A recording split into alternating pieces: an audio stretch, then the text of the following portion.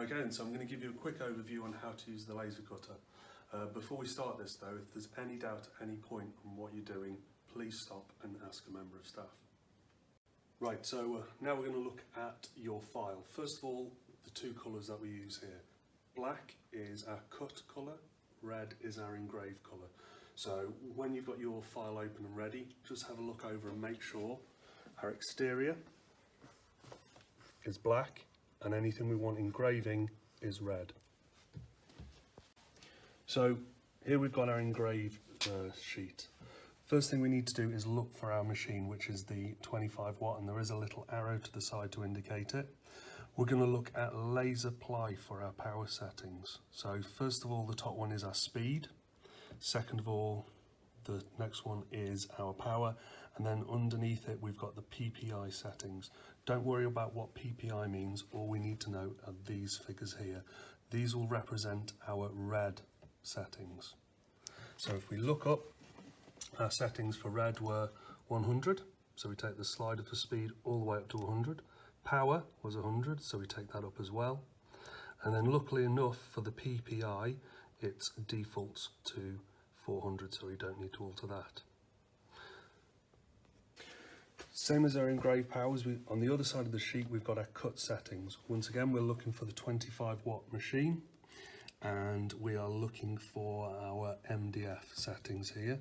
So we're looking for 4mm MDF, and we've got a speed of 1.6, a power of 100, and the PPI to X. I'll explain what X means in a minute.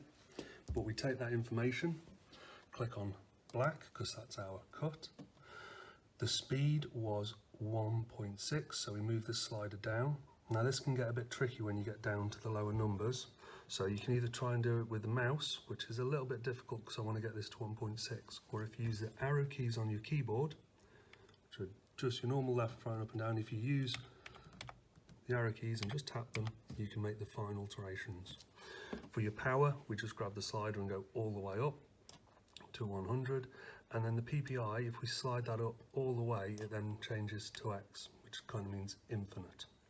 Once we're done with those, we move up to our advanced settings and we set it to home. Now this means the head of the laser will start in the top left hand corner.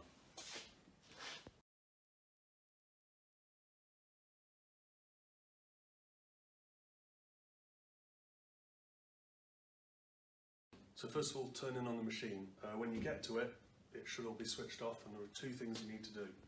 First of all, there is a button down to the right hand side of the machine, just in here, and that turns the machine on, and you should start to hear it hum.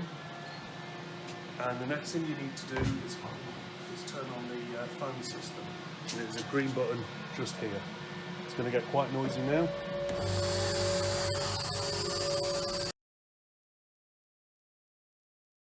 Now my file has been sent, one thing you need to check is on this little LCD that your file name is showing. I left mine as a default, which is untitled 1. Yours might be James 3, James NEA, so look for that file. So it's ready to go, so we open up the machine, and it is going to get a little bit noisy now, and we take our material, slot it in, and close the lid.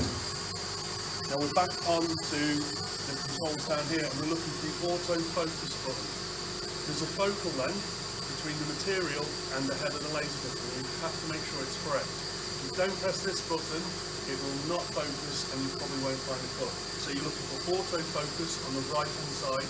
Give it a press, and the machine's bed starts to move.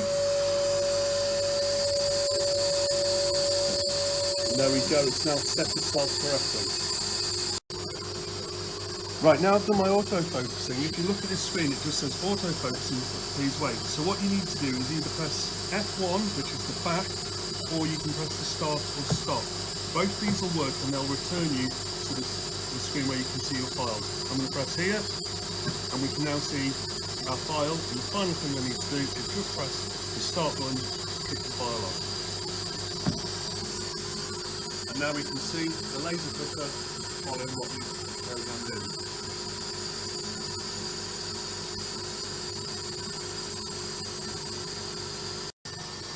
Right then, the machine has followed the program. Two ways to tell: it will beep, and you'll also find the head will either return to this top right corner or maybe sometimes the top left.